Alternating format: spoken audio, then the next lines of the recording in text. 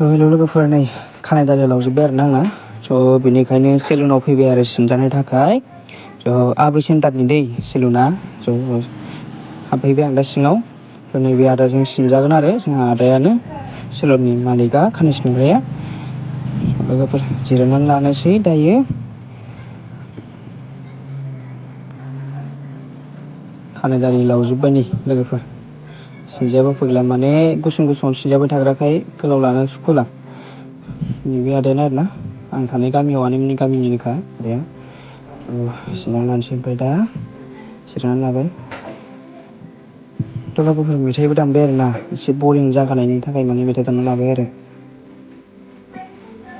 लोगोफोर सिनजाना लानोसै होनबा दायो लोगोफोर नै सिनजाखांबाय आरो ना ओमफ्राय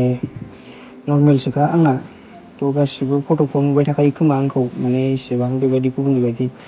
हाइ लेभेलनि थाखाया आङो नर्मेल फर्मेलिटिसो थाखायो माने नर्मेलखौनो सिनजाबाय आरो ओमफ्राय नै इथिंजाय आबै सेन्टारनि सिख्लाफोर आबै सेन्टाराव जाय देलायफैयो नोंथांमोना दखानखौ नायना मिन्थिखाबाय खोमा ना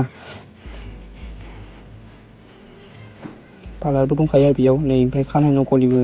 दंलायबावोसो सिख्लाफोरबो देलायहोयो बेयाव बिनानावबो थाफायो आदाजों